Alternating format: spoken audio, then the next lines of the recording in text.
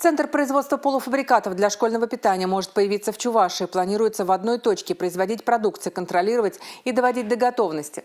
Об этом говорили на заседании комиссии по противодействию незаконному обороту промышленной продукции в Чувашской республике.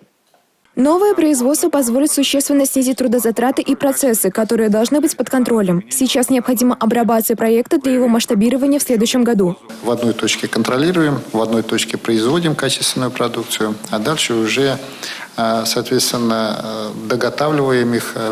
Тем более у нас пищеблоки сейчас достаточно хорошие, современные, но при этом мы существенно снизим трудозатраты и процессы, которые в том числе надо будет контролировать в школьных столовых. Поэтому вот эту задачу нам надо как-то опробировать, отмоделировать и уже на следующий год максимально масштабировать. Центр производства в первую очередь будет снабжать качественной продукцией школы республики. В регионе горячее питание организовано во всех школах. Обедами учащихся обеспечивают 36 комбинатов питания и индивидуальные предприниматели.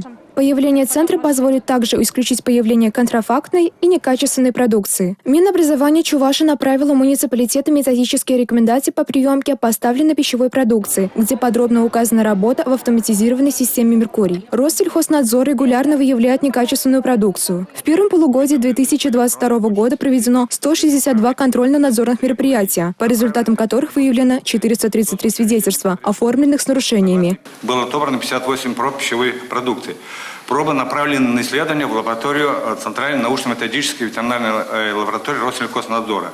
В результате испытаний в 4 пробах установлены нарушения по показателям качества и безопасности. Также одна из проблем – торговля лекарственными препаратами в сети интернет. Олег Николаев подчеркнул, что нужно показывать людям, как обманывают пользователи интернета в части продажи некачественных препаратов. Временно исполняющая обязанности руководителя территориального органа Росздравнадзора по Чувашской республике Ирина Михайловна сообщила: сегодня в базе мониторинга движения лекарств зарегистрировано более 90% препаратов. К 2024 году планируется довести этот показатель до 100%. Татьяна Тетина, Алексей Зотиков, Николай Скворцов, Республика.